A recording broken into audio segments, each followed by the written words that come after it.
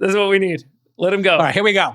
This is Jason in the corner warming up. 2, shut the up, Freeberg. It's my show. 3, 2. All right, everybody. Welcome back to the number one podcast in the world, the podcast I, Jason Calacanis, named, created, and I'm the executive producer for life. With me, my 3 miscreant friends, Chamath Palihapitiya, our dictator. Love you, brother. Good seeing you in Tahoe. Love you. David Friedberg, our sultan of science. And, the czar, who's now made his way down to Austin. Welcome, brother. Let's go shooting. Let's get those beef ribs. David Sachs, how you settling into the great state of Texas? Everybody wants to know. I'm loving the 70-degree weather. Is it like this all year round? You know, it's this is a very wonderful time of year. You miss the 2 weeks where it goes to freezing temperatures. We have 10 days of freezing temperatures, and then we have 80 days of 100-degree temperatures. But you'll be on a yacht or Italy or somewhere during that, like the rest of us. That's basically all you need to know about Austin. Just get out during the summers because it's brutal. That's it. Everything else is fan-freaking-tastic. But in all seriousness, you're here. You're here. You've moved. You've domiciled in Texas. Yeah. This has happened. It happened in December. Yes. And so we closed on a new house. We moved in. Went to the DMV. I signed a lease for an Austin office for Kraft. Nice. It's done. It's done. It's done. Okay. I'll get you a dentist and whatever else you need. I got a doctor too. Okay. Does this mean I have to bring Moose back? This has been the big discussion in our house. Does this mean we lose Moose or do we have joint custody? He needs a significant acreage to run around. We know that. Oh, he does. He does. But he misses you, and I will definitely bring him by for a visit. And we'll be playing some backgammon, smoking some cigars. Yeah, you got to come by. Cannot wait. I can't believe you haven't come by yet. And Chamath, what about you guys? You guys going to come down? 2 of 4 besties. Nat and I started the process in December. We are coming to check things out. We have not made any final decisions, though. Okay. Shout out to our boy, Ro Khanna, for driving everybody out of the state. So here's the funniest thing is we're all in the chat group discussing the California wealth tax, whether people are going to leave or not. So Chamath, he's making a big show. I'm going to stay and fight. I'm not leaving my home. They can't drive me out. And then meanwhile, I get a call from my broker who says she's helping Chamath find a place. What's going on? Is Chamath doing backdoor trade?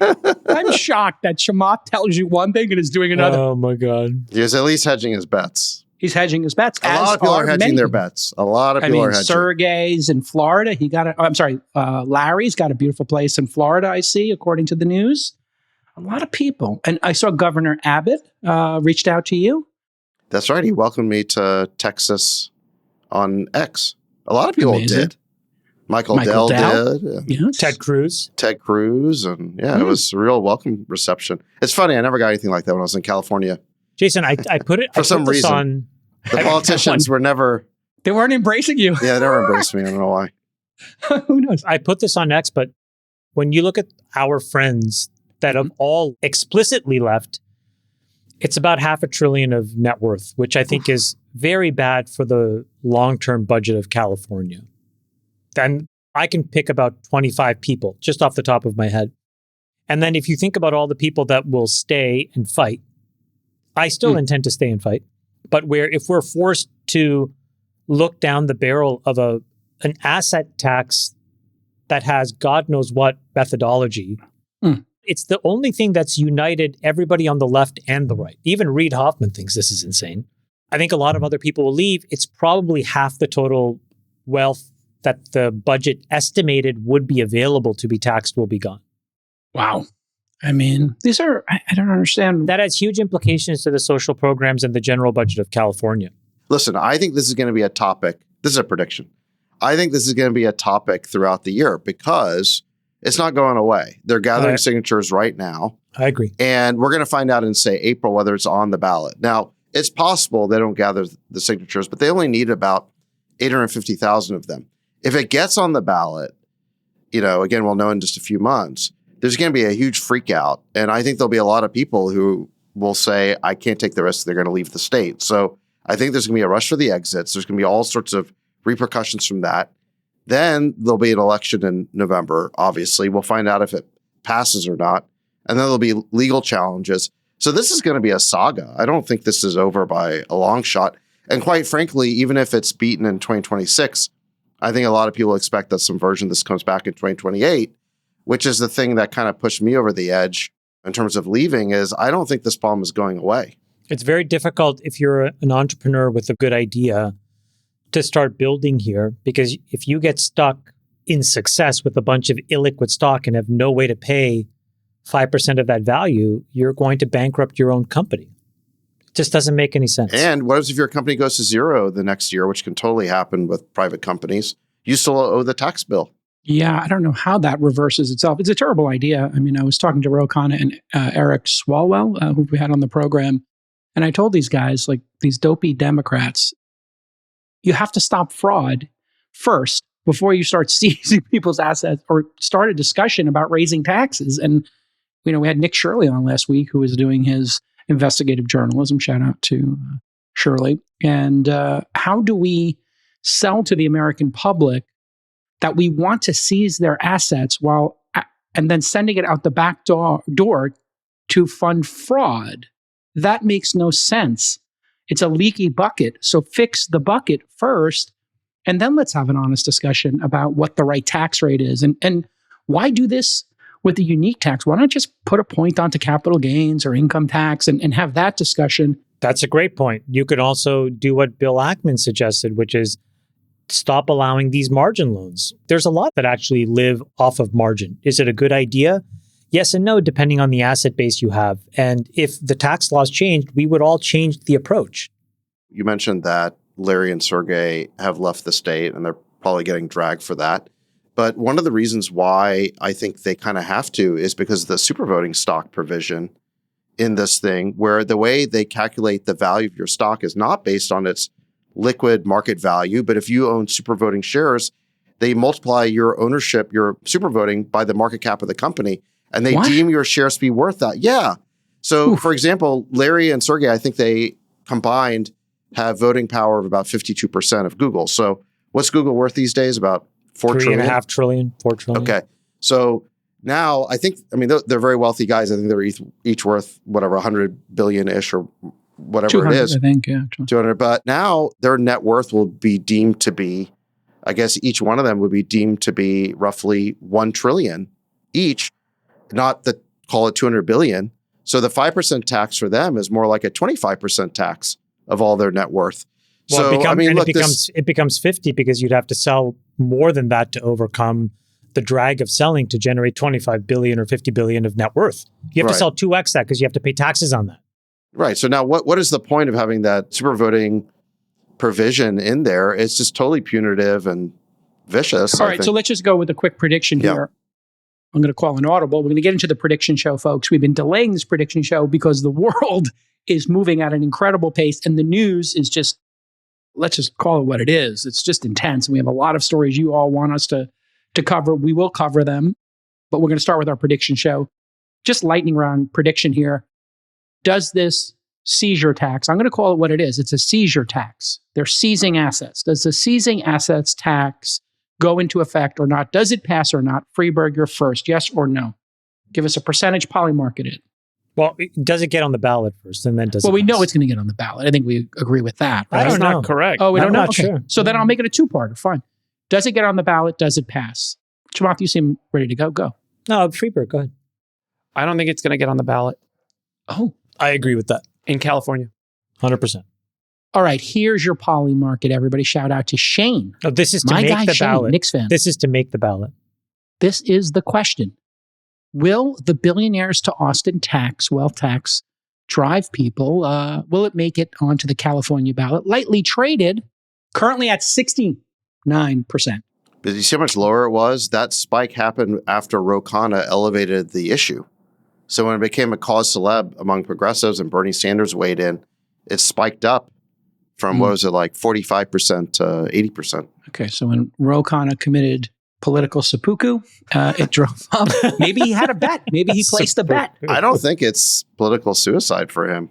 There's only two ways it doesn't get on the ballot, right? One is if the SCIU UHW, which is the union that supported this, proposed it, doesn't have the money to pay to collect the signatures. But you would think that they would, right? Mm-hmm. 8 million or so is roughly what it costs to gather the signatures for these types of things. Clearly, they can find 850,000 people in California who support it if they're willing to put the effort in. The other possibility is that the powers that be, let's call it Gavin Newsom and the machine, are able to negotiate with this union to get them to stand down. And I don't have any insight into that because that's obviously Democrat politics, not Republican politics. But Freeberg and Chamath might have some information. But maybe okay, you have we'll some leave insight. It at that. I don't know. We're gonna leave it at that. But if it does get on the ballot, what do you think the odds are that it passes? I think it's going to be a really important 40%. moment for people to vote the ability to be industrious and have agency. Or what did Mamdani say? It's rugged individualism versus collectivism, also known as communism. As in collect, we collect your assets, Chamath. He said that we're going to replace the frigidity of rugged individualism with the warmth of collectivism. I mean, at least he's saying it out loud. I like these new politicians just telling you straight up what we're doing. Well, his new housing commissioner, have you seen this? Yeah, the white lady's like, white people must suffer. And then she's like, she had these things where she's like, I see white babies in the airport and it makes me mad. And I'm like, really? This is crazy. Okay. What man broke up with this lady? Because that dude has created a monster. Didn't she say something like we need to introduce a new relationship between housing, white people and property and the property rights or something like that? Yeah, exactly. I mean, they're saying it out loud now. And then I guess she had a mental breakdown and started crying when they came to see her. No, what happened is they pointed out that her parents own a multi-million-dollar home, and then she broke down in tears. Oh, her mom's a white supremacist? I didn't realize her mom was a white supremacist. That explains it all. This is all about her mom. I feel bad for her parents. Oh God, can you imagine imagine when your kids goes and does this and says, we have to go collect your houses. I mean, listen, let's do it. Let's do it. Everybody wants to hear our predictions for 2026. We've been pushing it off. We're going to give it to you right now. We always like to start since, we got into politics here on the program at some point. The biggest political winner, last year's prediction for biggest political winner for 2025. To remind everybody, Freeberg said young candidates. Well done. Gavin, who was on the show sitting in for Sachs, who was busy joining the administration, he said Trump and centrism would be the biggest political winner. Chamath, you said fiscal conservatives who asked for restrained spending. It was a good thought. And I said Gen X and elder millennials, the J.D. Vance, Tulsi, Sachs group. So let's go around the horn here. I wonder, Friedberg, who you think will be the biggest political winner of 2026. Friedberg, your chance. Democratic Socialists of America, the DSA, just like the MAGA movement took over the Republican Party, I think the DSA is taking over the Democratic Party, and I think that's the move we'll see solidified in 2026. Okay, tight is right. Well done. Chamath, who do you got for biggest political winner 2026? Whoever is going to fight waste, fraud, and abuse at the federal, state, and local level. Got it. So it's an open lane to anybody. It's an open lane. It's a political gambit that I think will work really well in 26. Very nicely done. David Sachs, gosh, I can't imagine who you would pick as a political winner in 2026. Well, go ahead. I'm going to say that the Trump boom is going to be the biggest political winner of 2026. The good economic news has started breaking out before 2025 was even over. We have 2.7% inflation, core CPI at 2.6. Both those are 40 basis points below expectations. 4.3% GDP growth in Q3. Lowest trade deficit since 2009. The Challenger Gray report out today showed that job cuts dropped 50% from November, which was itself down about 50% from October. Give us a number for the boom. What is it going to be? Hold on. The S&P 500 keeps making record highs. People are paying less for gas. Mortgage costs have fallen by $3,000. Real wages are up over $1,000. And by June, I predict we will see more rate cuts, possibly 75 to 100 basis points. And big tax refunds are coming in April, thanks to a bigger standard deduction and no tax on tips over time and Social Security. So I think there is so much good economic news coming, and it's already started. And I think that it's going to have a huge impact, not just on the economy, but also on political perceptions for next year. Pick your GDP for this boom year. 3, 4, 5, or 6 points. Sachs, I'm pinning you down. Pick a Oh, number. wait, well, 3, if, 4, if, 5, 6. if you make it a prediction, then I'd like to pick as well. Okay, I'm going to go Sachs first. I'm going to go for 5%. Ooh, Within a rounding error, I believe 5%. sure. Plus or minus. Chamath, you want to pick a number? You said you did. I think the lower bound is 5. I think the upper bound is 6.2. Wow, incredible. Well, Just to put that in perspective, if we print 6, the only country in the modern world that we think of as a quasi-peer competitor that has printed 6 is the Chinese, in a period where it had complete and total coordination and domination of a federal, state, and local economy. And the fact that we can do it under democracy and capitalism is outrageous.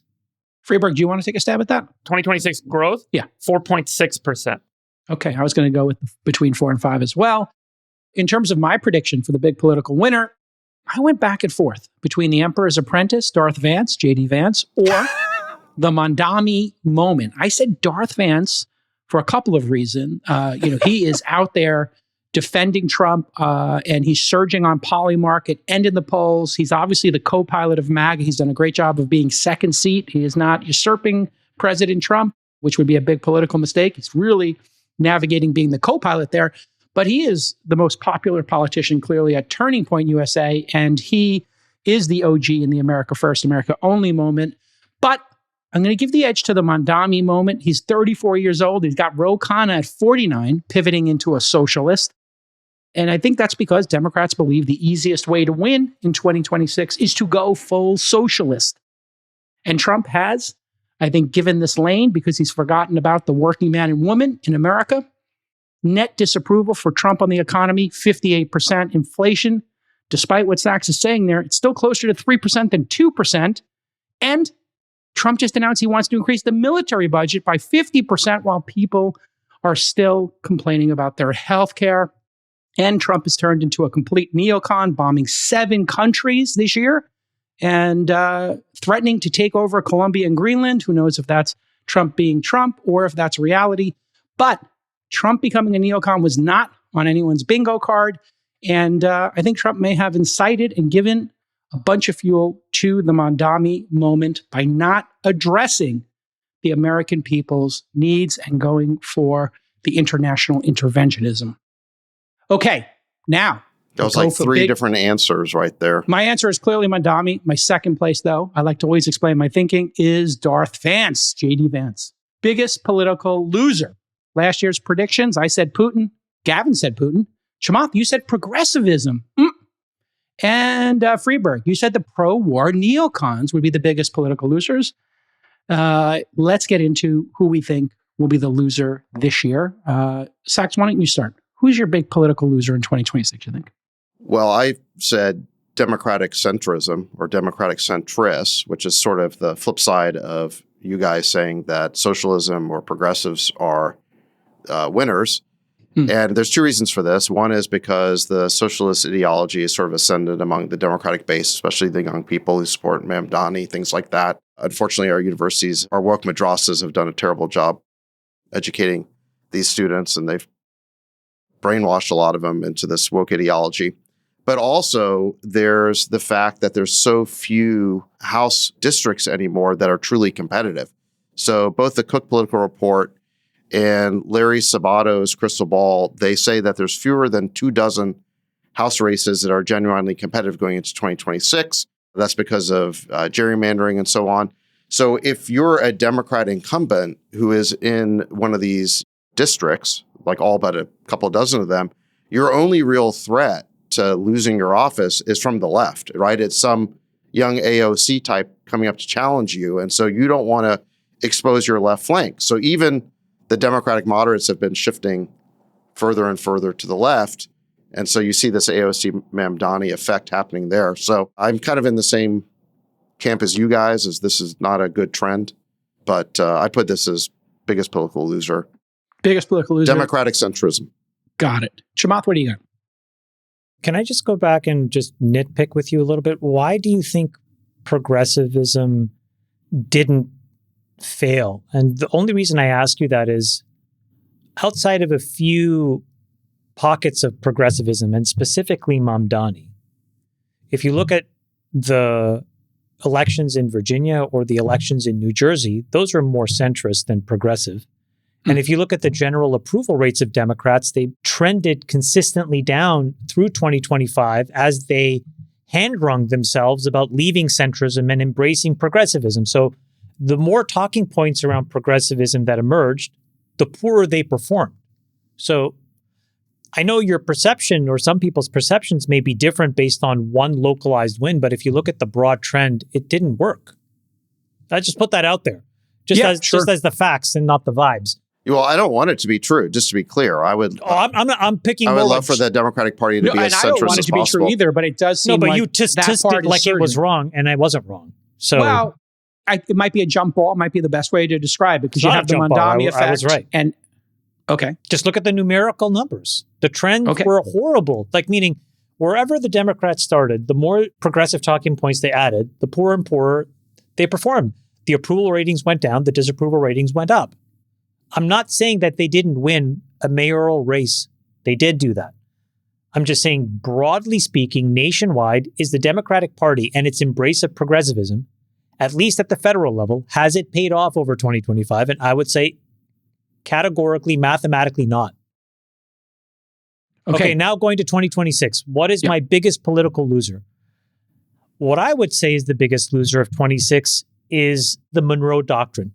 I think that when historians look back on the Trump presidency, they're going to rewrite it. I think people have tried to minimize Trump's worldview as a Trump corollary. I don't think that's what this is. They even try to minimize it by calling it the Don Roe Doctrine.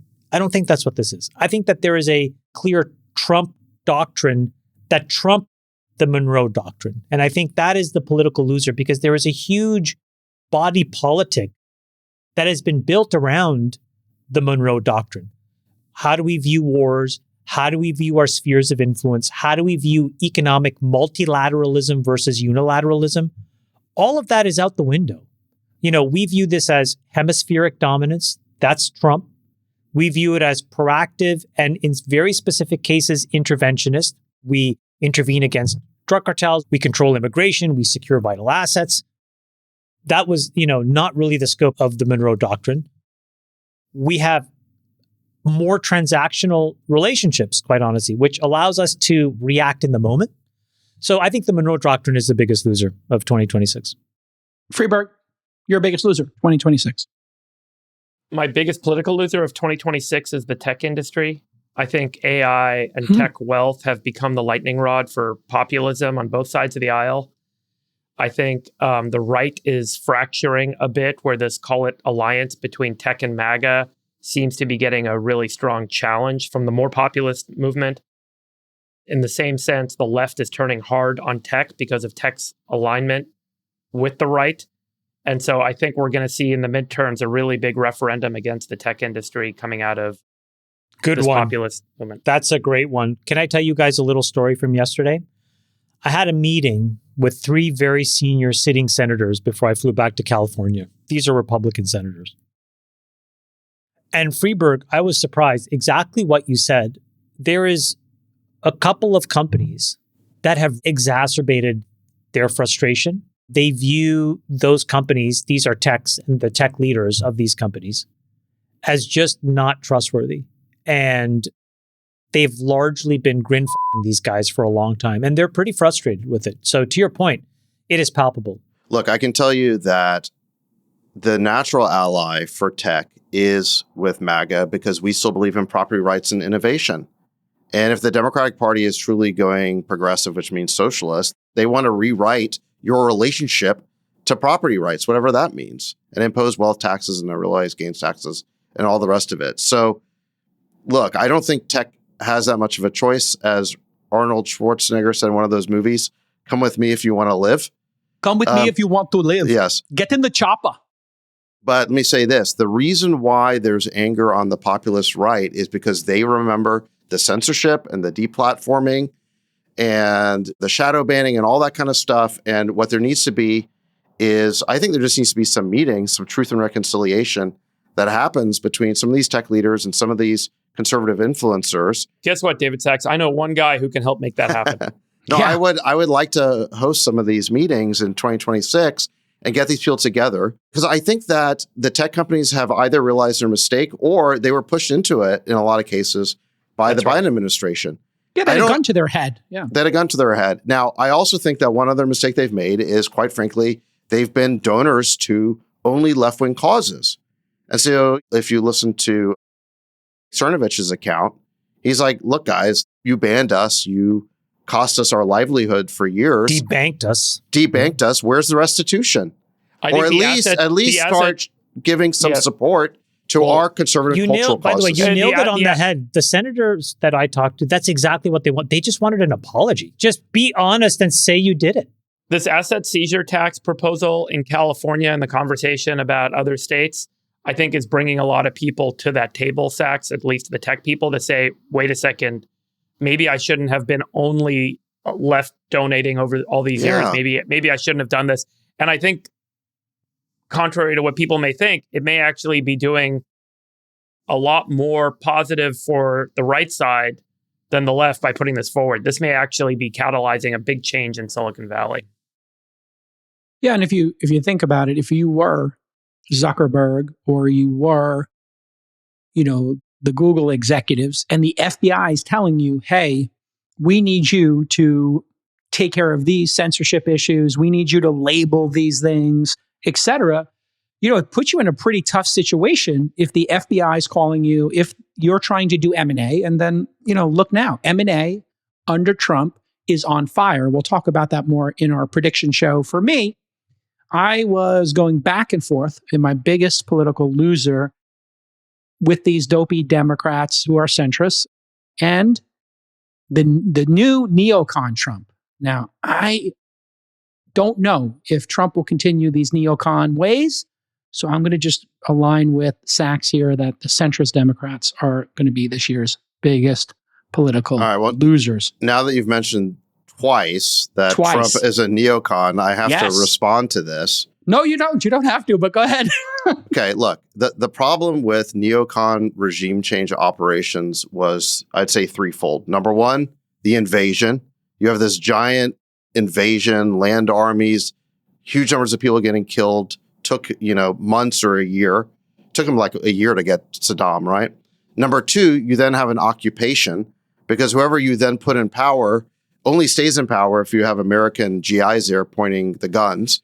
So you end up with a 10 or 20-year occupation. And then third, you have nation building, which is you end up spending trillions of dollars basically trying to turn them into us so that our troops can leave. That was the mistake of Afghanistan and Iraq.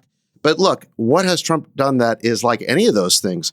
There's been no invasion, no occupation, and no nation building. This war, I guess, with Venezuela, if you want to call it that, it was a flawless operation. It lasted 3 hours. Yeah.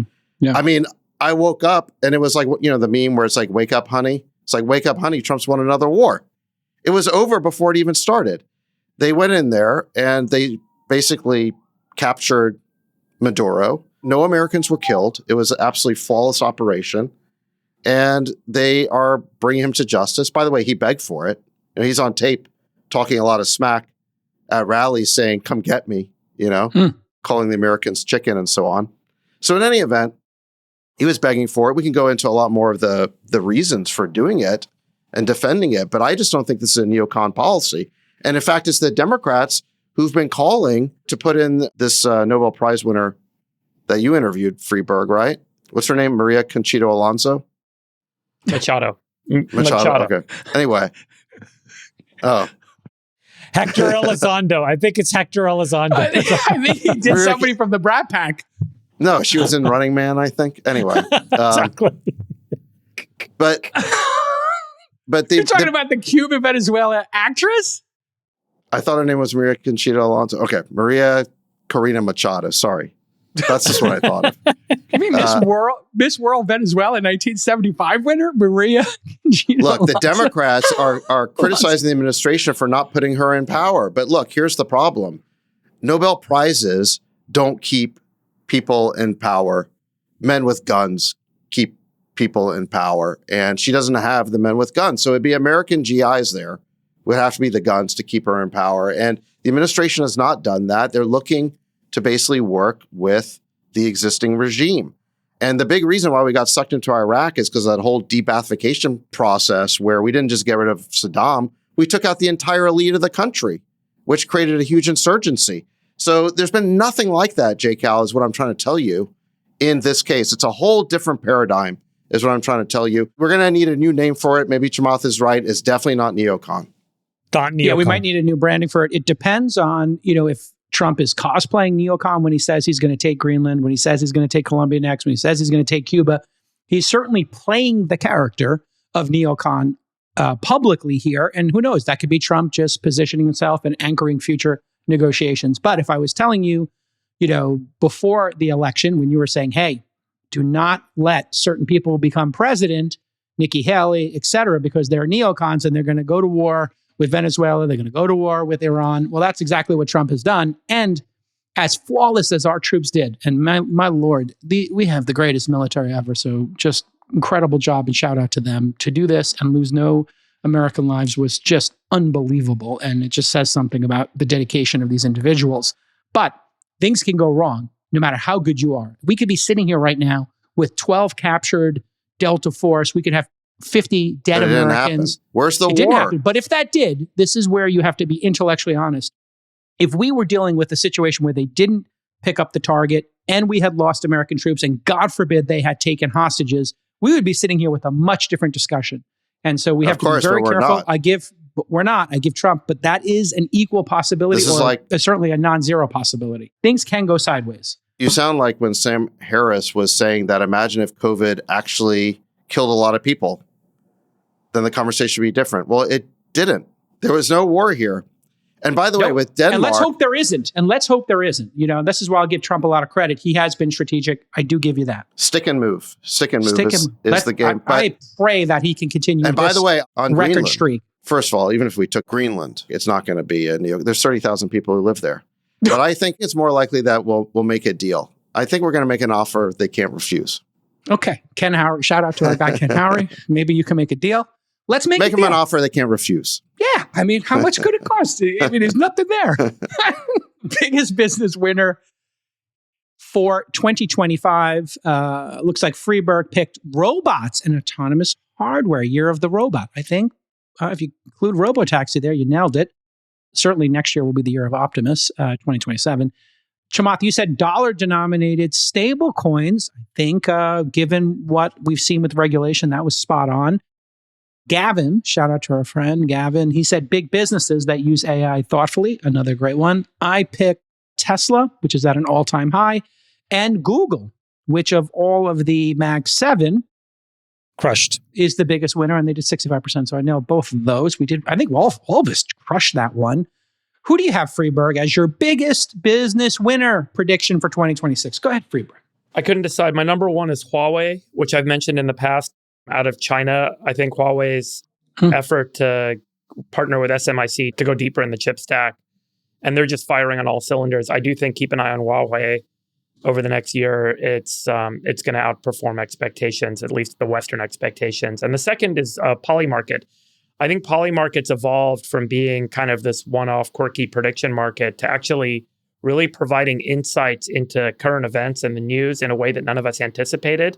And I do expect that after the deal we saw with NYSE, that all of the exchanges, and we're already seeing this with Robinhood and Coinbase, and we should expect something from NASDAQ this year. Adina Friedman talked to us about this. But I do think that prediction markets could become not just markets, but also news. And I think Polymarket's just in such a position to have a breakout year. Okay, great one. Chamath, biggest business winner for 2026 after yourself. Who do you got? Yeah, it's hard. I mean, I will pick me. Yep. We knew that. It's already done. I knew that was coming. It's already in the books. Don't hurt your elbow. Don't hyperextend your elbow. Already in the books. So it's all downhill from here. Nick, we need to use that meme of Obama giving himself a medal. Chamath is giving himself. I will pick copper. Okay. Copper.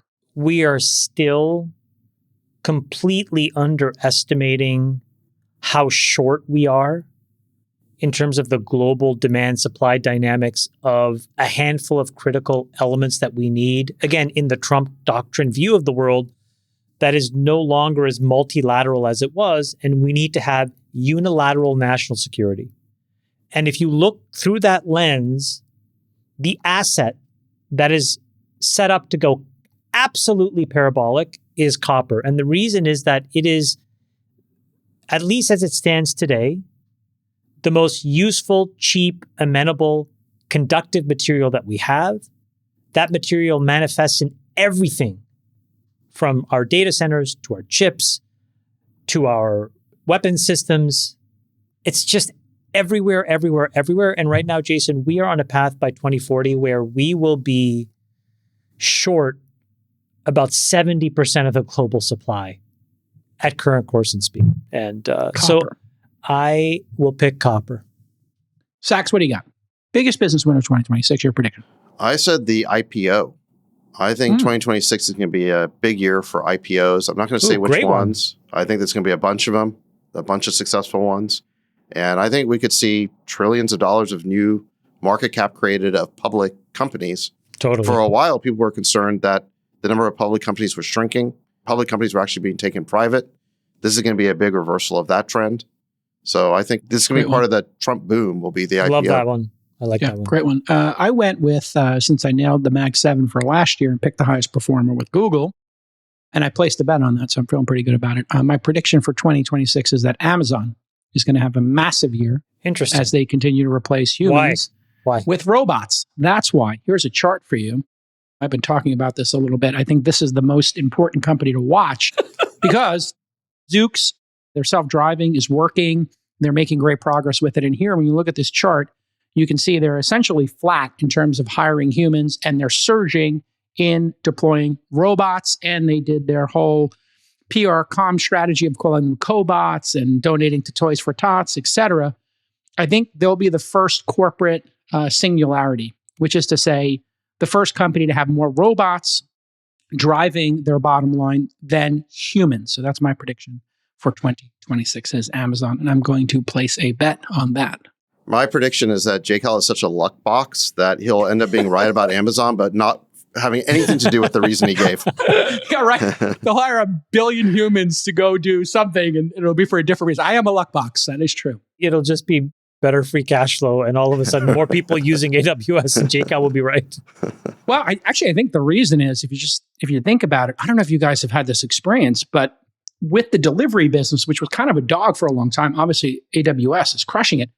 But that delivery business here in Austin, we get everything the same day. You're going to experience this, David. There are, because of the geography here and the ability to have depot centers very close, everything you order on Amazon comes within the same day. You know what? I've noticed that already. I've already started ordering things from Amazon. You're right. It was all same day. I'm like, wait, what is going on? What it is we have a lot of space 15 miles outside of the city center, 20 cent, and they built these huge warehouses. So you just get everything within 4 hours. They're like, we'll be right there. It's very bizarre. So Jason, you'll buy like Virtues at like 8 a.m. and it arrives by noon. Yes, absolutely. Absolutely. And when you put your order in for ethics and morality, it just never shows up. I don't know. It's lost again. Who knows? It's just incredible. We're just both ends of the spectrum here. Moral. It's like Trott's like, hello, customer support. I ordered a moral compass 2 years ago. It still hasn't arrived. Okay, biggest business loser. I love you, Jamal. It hid behind the 20 billion. It did, absolutely. All I know is they got my beak wet, so I hope your compass never shows up. You got your beak wet on that deal? Well, Sandeep came to Besties, and he wanted to collect all Besties. We all got to place a little bet. And well, then, by the way, I divested my Grok shares as part of joining the government back in like February or March. Oh, God.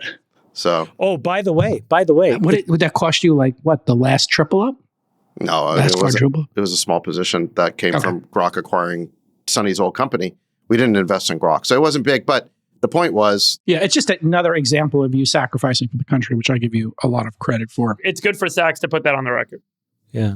Good. Well, it's just so ridiculous because I'm accused of somehow doing this job for money when it just keeps costing me money. It's negative money. XAI just raised an up round at twice the valuation from the last round, and we had to divest that too.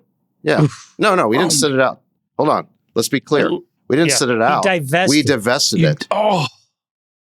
So you placed the bet, And then before you get to collect the ticket, you lose the last double up or triple up. The economic cost to Sachs will probably exceed $1 billion by the time he leaves. Personally, this is crazy. I mean, people need to know this. It's a very important thing to put on the record. I think it's important for people. I think everybody should know. All these dumb reporters don't get it, but Sachs has sacrificed financially an enormous amount to work on behalf of the government and the people. That's really amazing. It's fine. I wouldn't even say anything about it if it weren't for the fact that we got these mainstream media reporters lying and saying the opposite, that somehow this job is making me money. Right. I wouldn't say a word about it otherwise.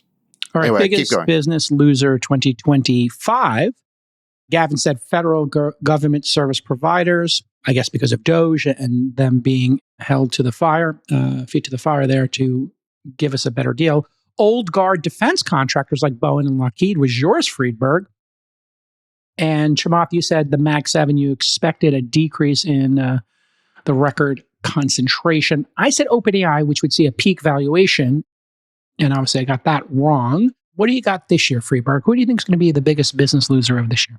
To follow up on Chamath and my conversation at the Christmas dinner, I think the state governments are going to have a real problem with finding financing, because what's going on with the exposés that are underway on waste, fraud, and abuse in state agencies, I think is going to lead to a conversation that's going to cause folks to question the long-term solvency and operations, because the response won't be, hey, let's cut out the waste, fraud, and the abuse. The response is going to be, we got to keep it going. And that is what is going to give people fear, is that if they did respond, call it equivocally, to the discoveries that the governments did, then I think that there's an opportunity to continue to be able to borrow and access capital markets. But I do worry a lot about state governments borrowing. I think the other thing that's going to hit the fan this year in state governments is all of these unrealized pension liabilities. I think when these numbers start to come out this year, and a lot of people are now digging deep into it, folks are going to wake up and be like, holy there's a ginormous hole in these states and their obligations. Yeah, why does the government have to do these pensions? Why can't we do superannuation like Australia does? We have to get this out of the... I love that pick. That's called a defined contribution instead of a defined benefit. And if you get this defined contribution model and then just have good management, it all works out. So this is basically the problem with Social Security. Social Security is a defined benefit, and then all the money just doesn't sit anywhere. It doesn't exist. Right. If it was a defined contribution, it's just a liability. And let me give a shout out. If it was a defined contribution like Invest America accounts or Trump accounts as they're being called, and you put the money in and you see how much you have, and every year you track it, and that's what your retirement is going to be, just like we might have with our 401ks or our IRAs. That is a system that actually has true solvency. Otherwise, it becomes this runaway train of liability, and that's effectively what the states have set up, and it's very dangerous. And if we were to take government out of it, and then every American just had to put 10, 12, 14% into their retirement account, and it was forced, you would have happy people who feel some agency in their lives, which the people of Australia do. Chamath, who's your loser 2026? I will pick the software industrial complex. So these are the companies that sell licensed SaaS to the corporations of America. It's about a $3 to $4 trillion a year economy that is separated into three buckets. Bucket one, which is the smallest, is the initial licensing. That's probably 5 to 10%. Buckets 2 and 3, where all the money is made, is what's called maintenance and migration, which is, how do I just maintain this big, bulky license that I just bought for $300 million, as an example? Or how do I migrate it from product A to product B? Those last two buckets represent 90% of all the dollars in revenue that's generated in software. And because of the advancement of these models and the advancement of these technological techniques that we are all uncovering, building agents, building systems, I think you're going to see that total economic opportunity shrink and contract aggressively. The companies will still be able to do their business. It'll just be at a much, much lower incremental revenue. The customers will be able to do their business. They'll have a lot more flexibility, and a lot of upstarts, I think, will have opportunity. I'm speaking my book, obviously, but I'm seeing it on the ground with 8090. Because you have a company building software. Our entire business, 8090's business, has basically migrated to disrupting maintenance and migration patterns. I cannot describe how much opportunity there is. It's very tactical, mundane, not very sexy work, but it's incredibly lucrative. And so I expect that that thing is going to shrink. It's going to impact SaaS companies, public SaaS companies particularly, quite severely in 2026. Who do you got, Sachs, for your biggest business loser of 2026 prediction? For me, we already talked about this, but it was California because of the wealth tax and also the onerous regulations driving business and capital out of the state. I hope you guys are right that it does not make the ballot. If it does, I think there will be a panic and rush for the exits. Regardless, there's 2 major refineries closing by the spring. Higher gas prices will be the result. I just think that the politicians are not doing a good enough job in California dispelling the fears and the actual hostility of the business environment. That's a great one. And I went with young white-collar workers in America. I think they're going to be the biggest business loser. I think it's getting really hard for them to get entry-level jobs. I'm seeing that all over the place because companies are having an easier job just automating with AI than training up Gen Z graduates. That's my belief. That's why I'm launched Founder University on 3 continents. If you are a young person, you got to be resilient. You're going to have to be self-reliant, independent of what Mondami says about collectivism. It's easier to use AI than it is to train up. And we don't have professional development. That needs to come back. I just did an interview with the CEO of McKinsey, which you may have seen on the feed. And this is the big challenge in corporate America is they're taking out the bottom 2 or 3 rungs and automating stuff. And we really need to develop young people so that they have a path to take the CEO jobs eventually. And I don't think they're going to have an easy time doing that. That's why I think all young people should start companies. I am talking my own book. I am talking about founder.university. Please apply. Japan, Saudi, and in America. We're going to help you build companies. Thank you for my promo. Jason, I got a text last night from a friend, and it's in response to your comments about young people not being able to find jobs because of AI, which is the statement you've made a couple times. He said, went to a roundabout of 50 CEOs of public and private companies and asked everyone if they're hiring junior engineers. Everyone said they are still, but not as much as before, because during COVID, every college lowered the bar on admissions and the talent just isn't as good anymore. My friend went on and he said, you should talk about this to counter Jay Cal's point about AI taking young people's jobs. We see this with financial analysts and we see this with salespeople we hire. The Gen Z kids are all really challenging to hire because of cultural issues, not because we're not hiring them due to AI. So we try and hire older people primarily to fill those roles. So there's a real interesting point that he was making. I texted a couple of their friends to ask them their opinion. And I've heard this concurrence, Jay Cal, which is like, a lot of people think that recent grads out of college, and this may be a COVID era phenomenon, they just don't seem to have the temperament, the motivation, the organizational skills. Executive function. Yeah. Executive function. And by the way, some of our friends who I've talked to who have kids graduating college, there's even a conversation about none of these kids are motivated to get jobs or to make money. There's a very weird phenomenon in the youth right now. And this may be a COVID phenomenon, and it may be a cultural thing that's part of the long form of what's going on in our society.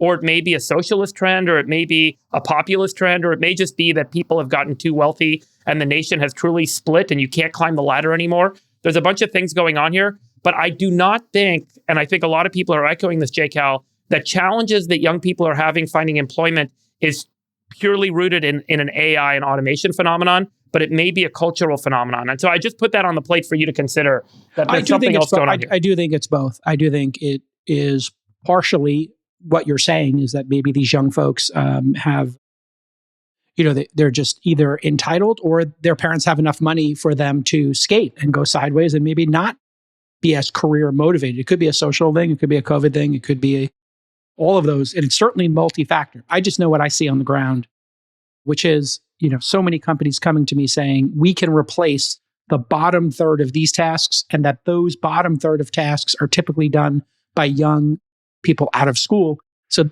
I think both things are probably true to a certain extent, and time will tell. I do think it's going to be challenging and continue to be challenging. And you see that in the numbers from, Google, Uber, Coinbase. All these companies are doing more with less. And maybe that's just the nature of AI. Maybe the first thing you do is cut costs, and maybe the second thing you do is hire people who know how to use these tools. If you are a young person who uses AI tools, you're going to find a job. If you're a young person who isn't motivated and doesn't use AI tools, you're going to have a hard time.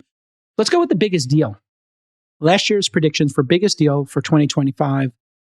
traditional auto OEM consolidation. That was you, Chamath. I think that we haven't seen exactly the consolidation, but we have seen those businesses come apart. So I think I give you definitely 2/3 of a credit there. Gavin said a tidal wave of M&A. I think he's not wrong there. That has started to happen, certainly. Freeberg, you said massive compute build-out deals. Of course, you nailed that one. I said consolidation amongst the on-demand economy. That hasn't happened, but we do see a lot of deals occurring. And I said also Apple would buy Warner Brothers. I got that that wound up going to Netflix, so I'll give myself a half point for that. What do you have as your biggest deal for 2026, David Sachs? Well, I don't want prediction? to get too specific here in terms of names of companies and because that sort of role. thing. Yeah. But what I would say is that I think there was a breakthrough in the last couple of months in terms of these coding assistants, where they've been around for a while, but there seems to have been another level of quality achieved just in the last month or so. And you're really starting to hear, I mean, maybe a lot of it is hype, but there is, I think a lot of people are getting very excited about the potential here. And part of it is coding, part of it is just tool use. You can download the programs, and so it has access to your file drive and it can take actions on your computer. This trend feels to me like chatbots did at the end of 2022 going into 23, where it's like people were really hyped about it, but then it continued to play out in the next year. And so I think these, let's call it coding assistant / tool use, I think will get bigger and bigger this year. Freeberg, what do you got? Biggest deal? Russia, Ukraine. I think it's going to settle out this year. I think there's a lot of motivating factors to get it settled out this year, economic and other political factors. But I do think it's going to settle out this year, and it's going to bring a bit more stability to that region. And there's a whole reset that's underway this year, I think, in terms of geopolitics and where the powers all sit. Trump can stop that war. He would be 2 for 2. That's a good one. I think this one's going to settle. That would be great. He may not have done it on day 1, but if he gets it done in year 2, that's good enough for me.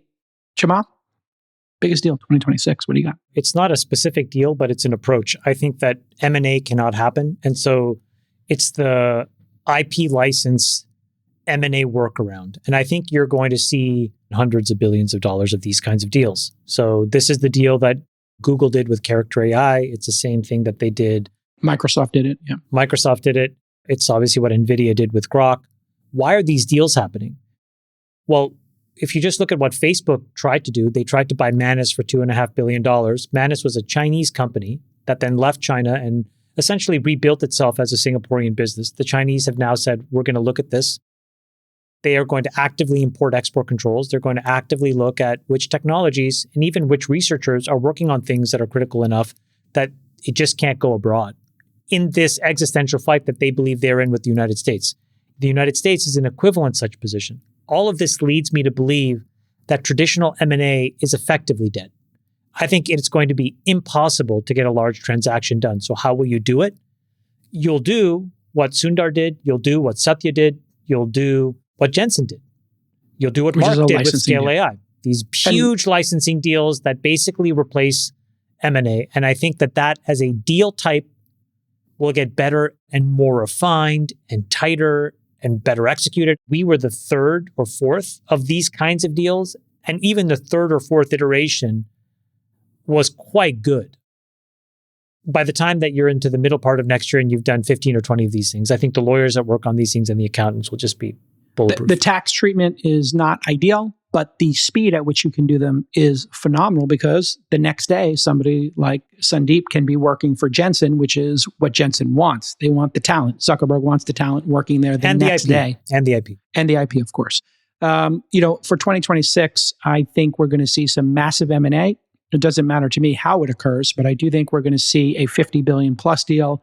And I think it could be one of the Mag 7, an Apple, a Meta, a Microsoft, or an Amazon going out and trying to buy XAI, Mistral, Perplexity, Anthropic. One of those 4 comes to mind. I know most of them probably want to go public and go it alone, but I think an offer could come in, and during that race for which 6 or 7 large language models, and man, it is a battle where they are moving up and down the rankings and beating each other out.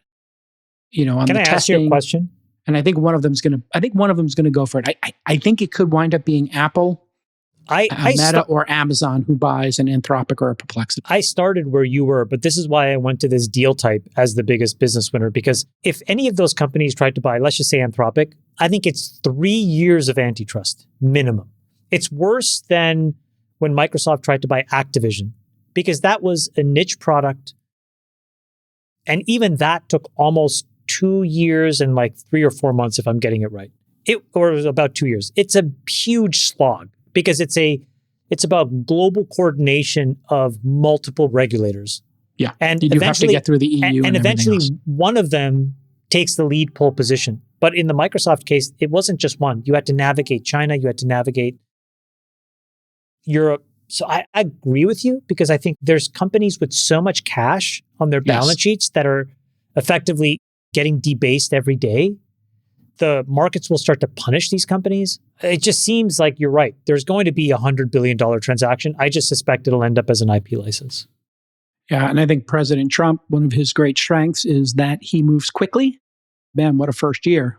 Whether you like the decisions or not, he makes decisions. I think this is one of the things that Democrats are learning is that you got to actually get things done for the American people. I think he might instruct our government to let M&A be great again. And that would be great for American exceptionalism. These companies do need to merge and to continue to grow. And we should try to get from a Mag 7 to a Mag 17. We need more bigger companies with bigger footprints, taking on global markets. Most contrarian belief.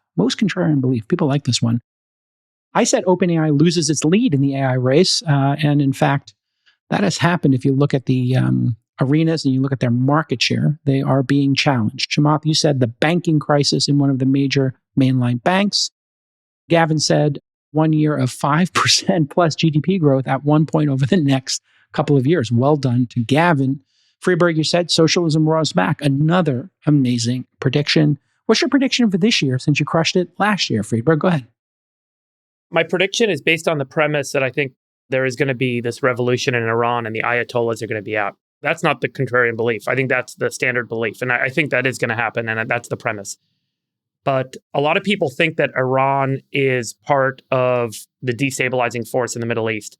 And I do think that there is already in anticipation of the turnover with the ruling parties in Iran, there is already this brewing conflict amongst the other Arab states.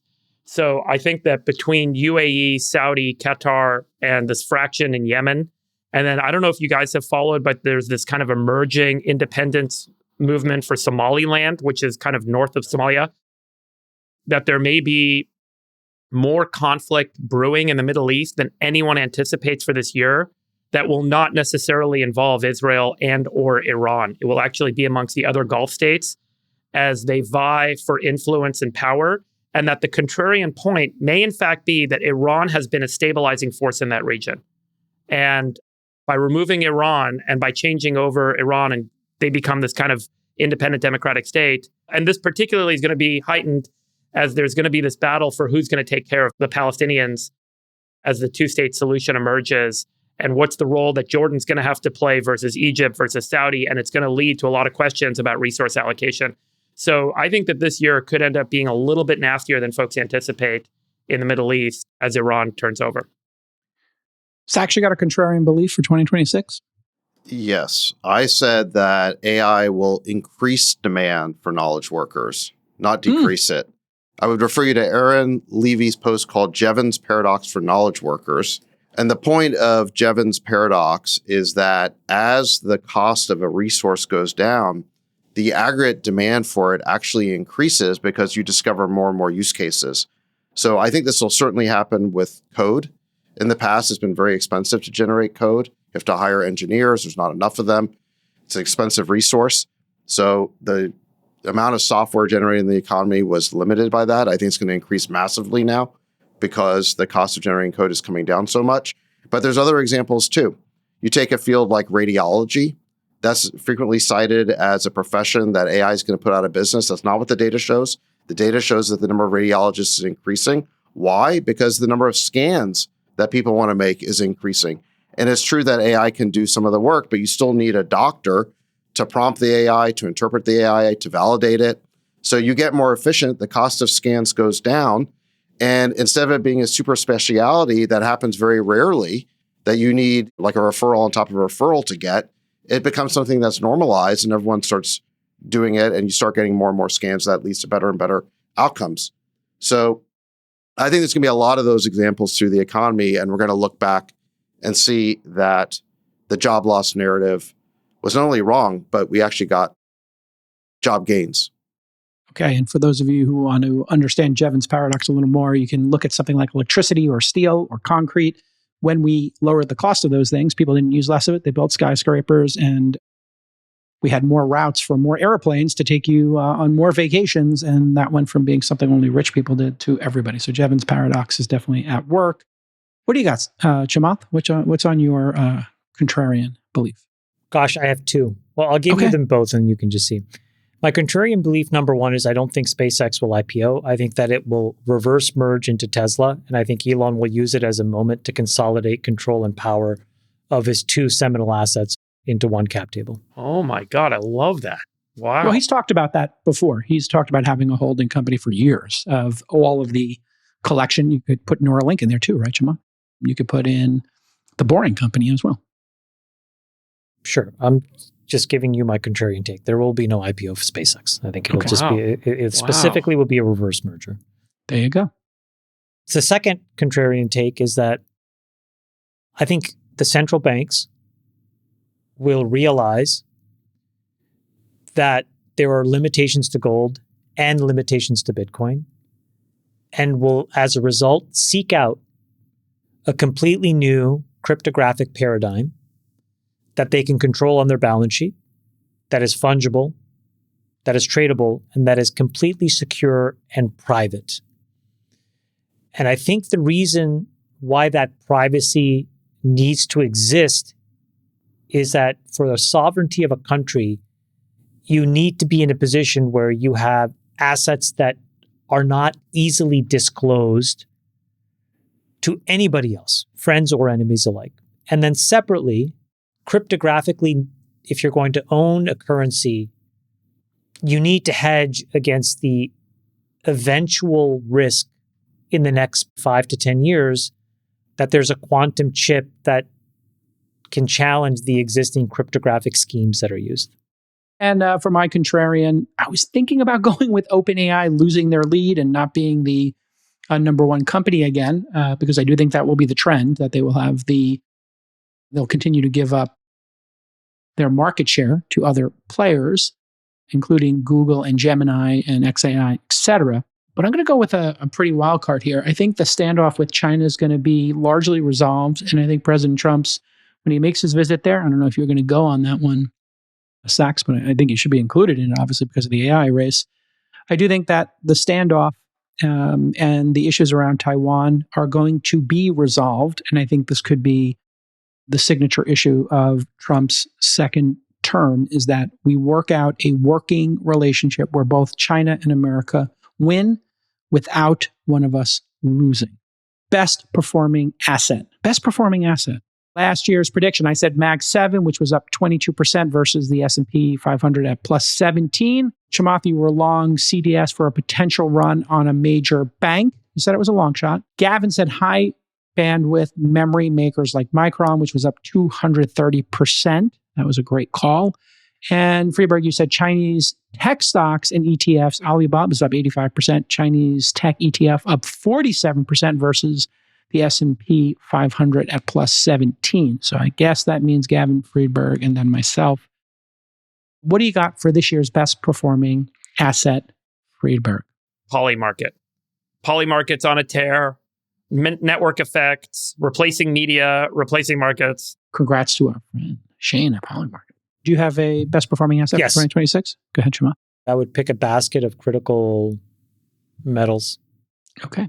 Basket of critical metals. What do you got, Sachs? It's getting a little bit redundant for me, but I just said the expanding super cycle in tech. I mean, again, this is just another facet of the boom. But actually, let me just show you some data that literally just came out. I feel like this is breaking news. Oh, breaking news. Nick, can you pull this up? U.S. productivity just surged 4.9%, the strongest reading in nearly 6 years. And this is the news item, is that the Atlanta Fed their forecast for Q4 GDP just climbed to 5.4%. Can that be right? Yes. Can we get a fact check on that? 5 to 6 is, I think, where we're going to see it, guys. We're going to see some 6s get printed. I mean, January 8th, 2026, the Atlanta Fed's GDP Now model estimate for real GDP growth in the fourth quarter of 2025 is 5.4%, significant jump from the previous estimate of 2.7% on January 5th. You have to remember that there's going to be a 150 basis point correction in Q4 GDP because of the government furlough, okay? So let's say that GDP was probably, call it 4, you're going to see a print of 2.5. So you need to readjust that because now all the government workers are back. They're recounted in GDP. If you look through 2026, there's a handful of things that I think people do not understand well. Number one, all of non-farm payrolls has been completely reset and rebased. And the reason why is because of immigration. So what used to be 100 to 150 number print is now a 40 to 50 number print. Why is that important? Because when you look through earnings and you look at the lower 25% quartiles of earnings growth, they're off the charts. There's all of these anecdotal examples now of earnings just exceeding expectations. There was an article in the front page of the Wall Street Journal yesterday about Ford trying to pay mechanics $160,000 a year and having 5,000 openings. So to Sachs's point, we are a coiled spring. Closing the border plus adding productivity lifts through AI and other things have created a growth dynamic in the United States that will really start to show itself in 26. So I think that you should be not short the U.S. economy here. It is ready to rip. And adding to all that, and just giving my pick, I think if we are in a rate cut environment and the tailwinds keep happening and people have a little bit of cash laying around, my pick for best performing asset will be the Robinhood Polymarket Prize Picks gambling, wagering space, because people will be able to have a little cash around to make some bets. So you can put Coinbase in there too, I guess. By the way, the corollary to what we just talked about, if you see 5.5 and 6.5 prints and these employment numbers, a lot of this affordability stuff may be not as accurate as we think it is. Everybody right now is trying to figure out, okay, well, where are the pockets of unaffordability? And there are clearly some, but those are narrow and they can be fixed. But on a broad-based basis, what Sachs says is right. You have this combination of earnings growth, productivity growth, and now this overlay where you have these tax cuts that are going to hit in 26. My gosh, I mean, asset prices in general, I think will do well. Now, you'll also see potentially home prices correct because if the president is successful in making sure Blackstone can't buy houses, but on the other side, people are earning more and they can enter with interest rates that are now 100 to 150 basis points lower, you'll see a boom in housing where it's not the corporations that are buying the houses, but individuals. There's a lot of variables here that can break in America's favor. This is why I think 6% is not unrealistic, which would be absolutely nuts. Okay, let's move on to the worst performing asset. Last year's predictions for worst performing asset of 2025. I said legacy car companies and real estate. Both of those turned out to be correct. Chamath, you said enterprise SaaS and the software industrial complex. Again, that looked correct as well. Gavin said enterprise SaaS. And Freeberg, you said vertical SaaS. So we had 3 SaaS, and I had legacy car companies, real estate. Let me give you, Jake, let me just give you some numbers on that to show you. Sure. ServiceNow down 30%, Workday down 18%, DocuSign down 23%, Dropbox down 9%, and Box down 6%, while the S&P was up 17%. I think it's worth highlighting, like it was a challenging year for this enterprise SaaS business. Especially with the per seat pricing as opposed to consumption-based pricing. If you have a static number of employees or less employees, like many of these companies do, there's just less seats to sell. So their whole growth was based on land and expand. You land the client and then you expand the client because they're adding staff. If you're not adding staff, you can't, you don't have more people using Salesforce. Okay, so let's talk about our worst performing asset predictions for 2026. Who do you got? Sachs, worst performing asset of 2026. Well, I just said California luxury real estate because of the overhang of the wealth tax and all the things we're talking about. Yeah. That one hits close to home, I think. Now, yes, it does, actually. What I'm hoping for is a dead cat bounce. If you guys are right that the ballot initiative fails, Then the overhang will be lifted, and maybe I can Clear some real estate. clear some. It's not easy being right sometimes. Yeah. Freiberg, what do you got? Worst performing Sachs, asset, Sachs, 2026. what's your discount price on that asset right now? I mean, like, I might make a bid. If you give me a Ooh, good clearing You got price. $100 million laying around? Yeah, I'm not paying 100. okay, here we go. Bestie Okay. negotiations occurring. All right. Give them the bestie price. The buy it now bestie price. What's no, the buy I'm it now not- price? no. Okay. By the way, San Francisco has that insane luxury tax, which they have in LA too. You got to pay 5% on any piece of real estate over 25 Oh my God, it's like million, 6% in San Francisco. 6%. Do you know that? which makes it even harder for these high-end places to trade. So wait, you're saying if I bought Sax's house for 100, I'd have to spend He's got to pay 106. 6%. Oh, he has to pay 6%. 6 Yeah, million. to the and city. then you got to pay your broker 6%. I mean, they're just basically freezing the market. Oh, okay, Yeah, not here we the go. buyer. Well, Okay. you can negotiate who pays The it. 5%, quote unquote, mansion tax has just killed LA real estate. You talk to brokers down there because people used to flip houses a lot more. Now you just can't afford to do that. Unintended consequences, folks. Really bad for the Wait, market. you're telling me taxes slow down transaction volume and reduce the growth of the economy? That's crazy. I had no idea. Zach, Yeah, you should who write knew? that down. We should do a whole thing on that. Yeah, maybe we That should is write that crazy. down. I had no idea. Yeah, somebody make a note. Yeah. So worst performing asset, Chamath. What do you think? Worst performing asset. I won't say the worst performing, but I think a very poor performing asset will be hydrocarbons. I just think that the trend in oil is inexorable and it's down. And the reason it's down is irrespective of your thoughts on climate change, the trends on electrification and energy storage are just unstoppable. And so what that does is it shrinks the surface area of where oil is useful. It's not like a cataclysmic thing, but it's sort of a melting iceberg where does it see $65 or $45? And I would say on a per barrel basis, I think it's more likely to see 45 than 65. Okay. I went with the US dollar in different permutations of how you can buy it because our debt continues to grow unabated. And The debasement trade, JCal owning the debasement. I just think it's going to be hard for the USD because we're talking about I think we're going to add $2 trillion in debt this year, and then if we're increasing, and again I know President Trump says a lot of things, but if we're increasing the military budget by 50%, that means that's going to be straight to our debt line. So it's just going to be harder and harder for the dollar. It doesn't mean that America is not going to do great, but the value of the American dollar is going to be challenged, which we see in people moving to gold and silver and perhaps copper. Okay. If you could give us your worst performing asset of 2026, David It would Friedberg. be Netflix if they don't close the Warner Brother deal. I do think Netflix's service is being challenged from all sides with deep content libraries. And I think we're seeing a great commoditization happening. I've also heard directly from folks in Hollywood, the creators of new content, that people would prefer not to work with Netflix. They only pay creators cost plus 10% now. And so as a creator, you're actually better off not doing deals with Netflix anymore. So their content library is going to shrink because of the natural economic forces underway.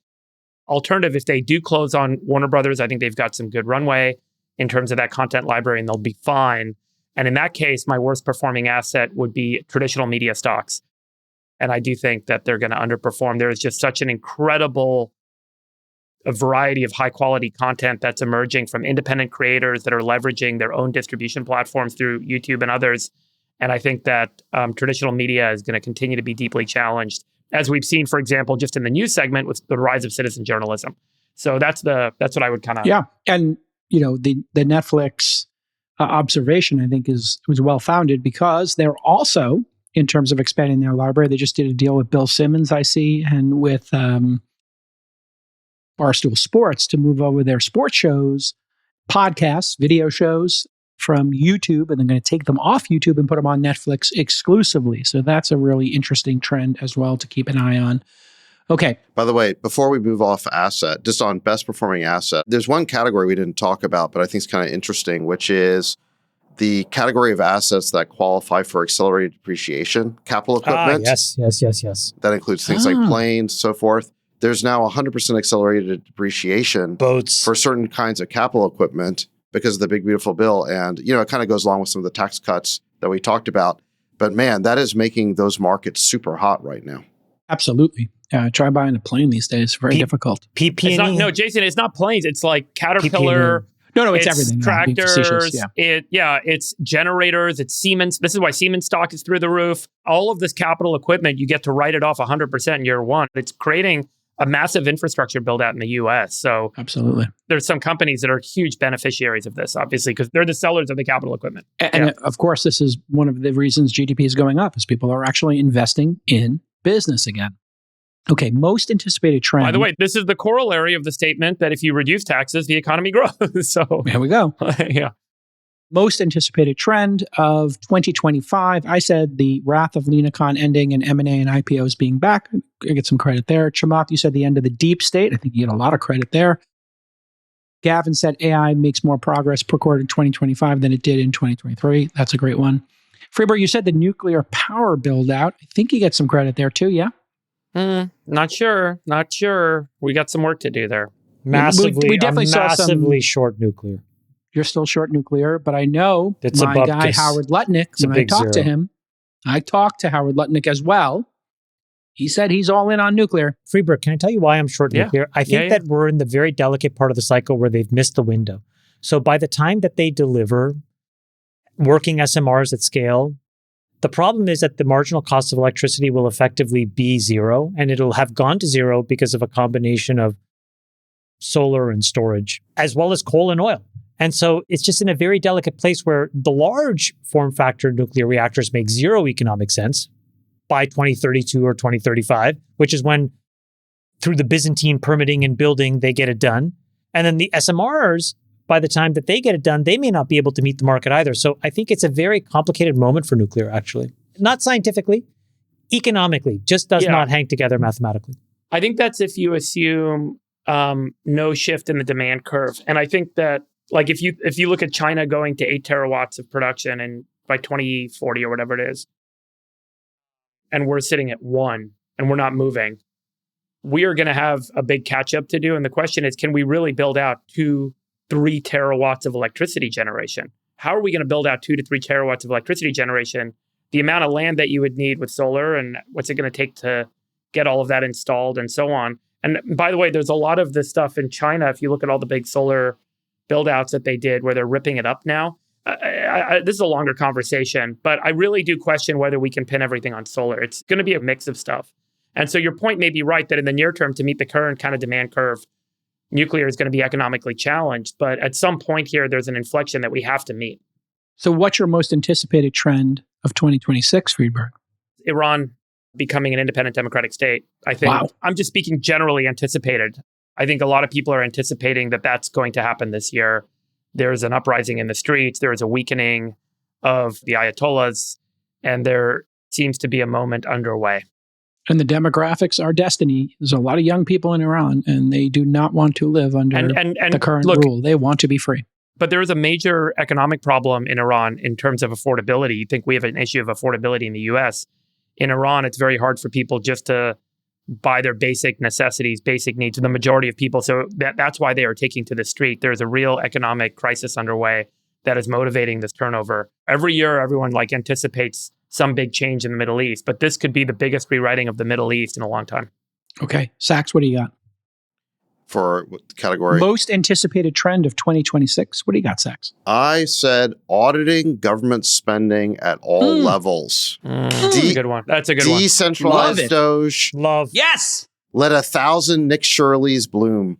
Love. Let's do it. Audit everything. Audit everything. We need to normalize independent audits across the board. Whistleblowers. Let's go. It is not acceptable for Gavin Newsom, for example, to prohibit audits as he did with homeless spending.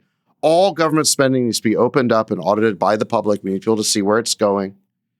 And that's just got to happen. Love it. The Pentagon. When are they going to pass an audit, right? I mean, that's one of our biggest line items. Let's get them to be audited. Hey, there's something President Trump could do. They're actually at least trying. They're at least failing the audit. They're at least failing the Gavin Newsom's prohibiting the audit. Start where you're prohibiting them first. How about that? Yeah, I mean, just audit everything, I think would be, I love it. What do you got, Chima? I have a corollary to Freeberg's, which is I think it's the expansion of this Trump doctrine. Independent of your politics, if you are an economic actor, you own a business, you invest in the stock market, whatever it is, you speculate cryptocurrencies, you must understand the movements on the chessboard in 2026. The best framework that I have used to organize myself is this idea of unilateralism, economic resilience. It's just a ginormous trend. And I think the output of it is going to be massive GDP prints on top of everything else.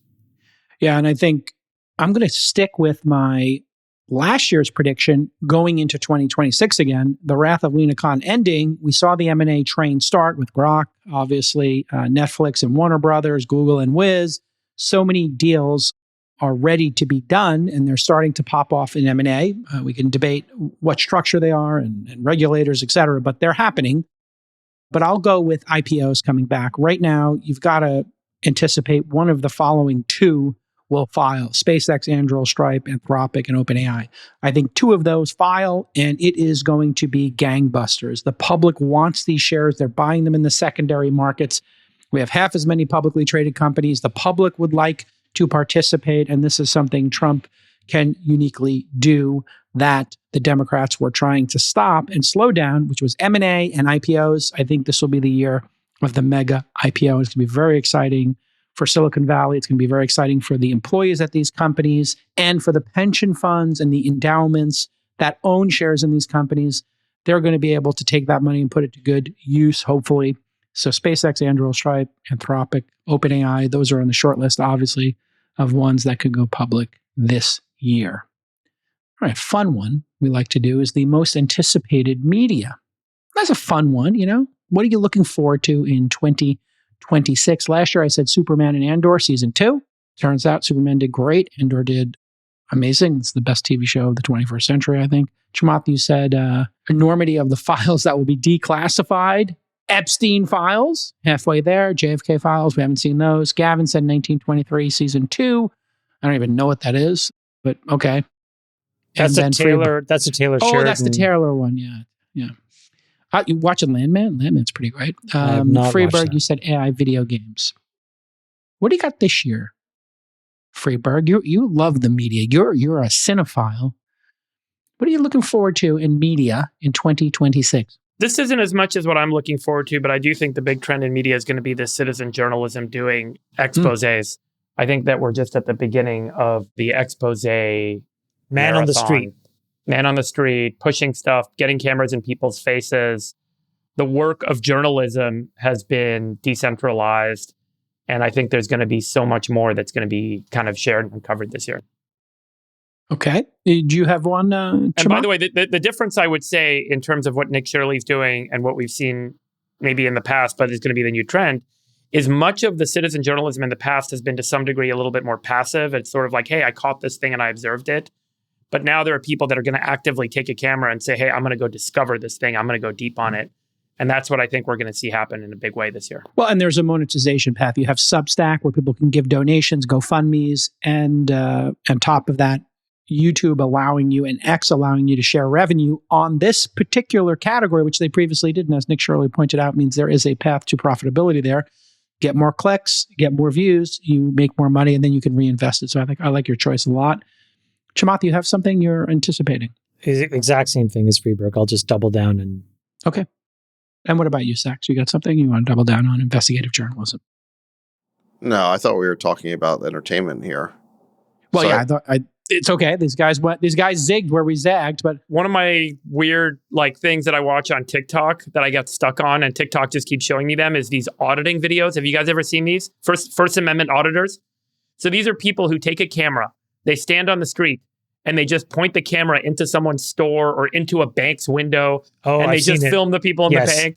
Yes. and then they wind up spraying each other. No, No, what that ends up person happening, comes out. there's yeah. always Yeah. people that come out. They're like, you can't do that. You're not allowed to do that. They're like, okay, I think I would like you to leave. I don't want to talk to you. And they just do this and they instigate people to call the police. And what they're doing is they're auditing whether the police understand First Amendment rights.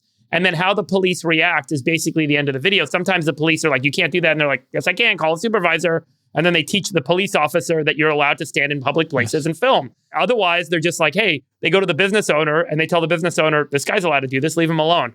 I don't know why, but these videos are so entertaining. Yeah, there's some Well, there's great tension. ones. There's a lot of tension there, and there's something There's so freedom much of drama. speech, which is the First Amendment for the a store reason. owner. The store owner comes out, sometimes tries to physically confront the guy, but then you'll have like a woman walking with her like 2-year-old child, and then she'll get into it and she'll be like, "Hey, Exactly. don't violate his constitutional rights. He's allowed to be." It's the best. It's the best. Yeah. It's so good. You never know what's It's going to so happen. good. And each Yeah, one yeah. of them is like a whole new adventure. Yeah. I don't know why. It's such an interesting form of content. I love agree. watching it. Yeah. It's I a agree. uniquely American phenomenon to, establish your freedom, your First Amendment rights, and they even go into like the really dicey ones, where they go to like the parking lot of a prison or into the lobby of a police station and do it, and it gets pretty spicy. What do you got, Sax? You got any media you're looking forward to? These guys are going First Amendment, investigative journalism, yada yada. What do you got, Sax? Well, the new Christopher Nolan movie's coming out. The Odyssey looks interesting. Great call. So, Great call.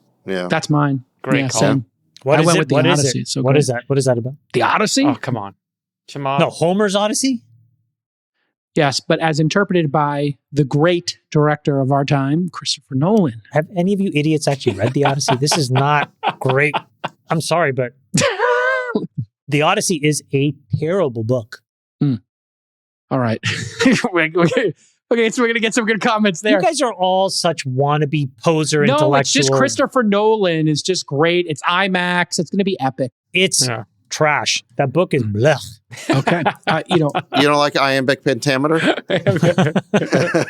So the idea of some confused person making a movie about it is also just, how do I short that? Okay, that is actually, can I short that?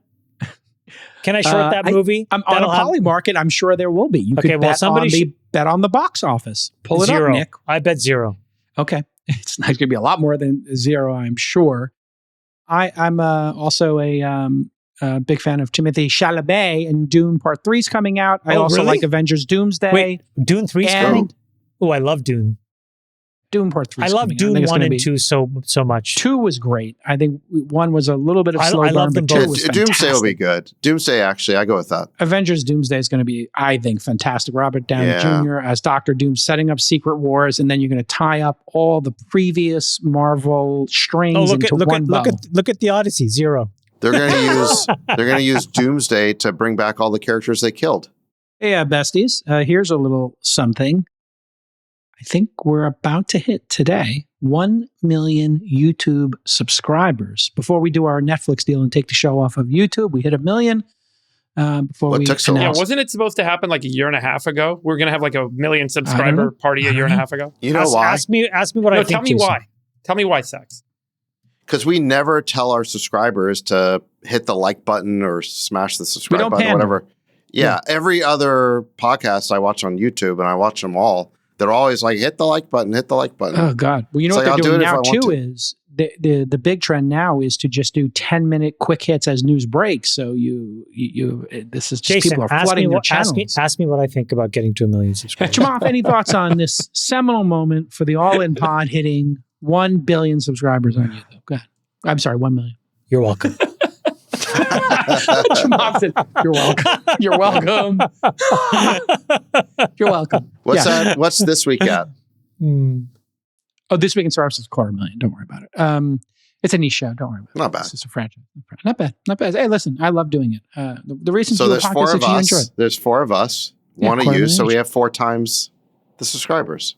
Yeah, something like that. Yeah. Hey, listen, one of the great things you learn in media is when you build a super team, a super band, it can actually do better than everybody individually. So collectively, we can do better. And listen, it's not for me to say. Listen, I think you've adjusted to being Ringo Starr incredibly well. Listen, everybody says the same thing to me. Without the show, this would be propaganda, and it would be the Trump's personal. Who says that to you? Everybody. Whoever comes to everybody the house in our to walk group. Moose.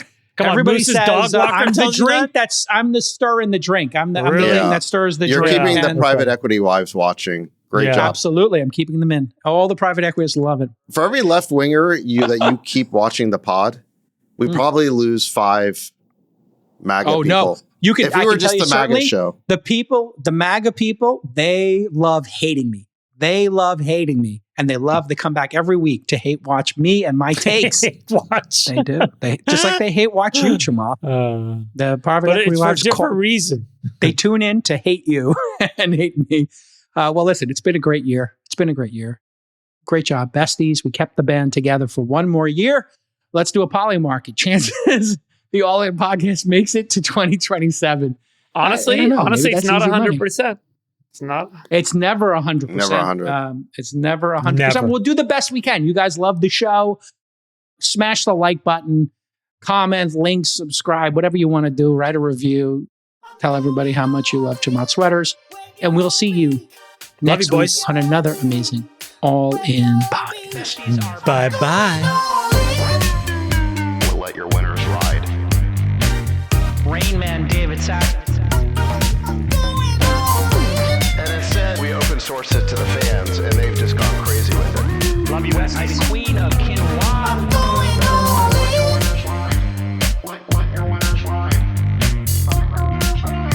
Besties are back. That is my dog taking a notice in your driveway.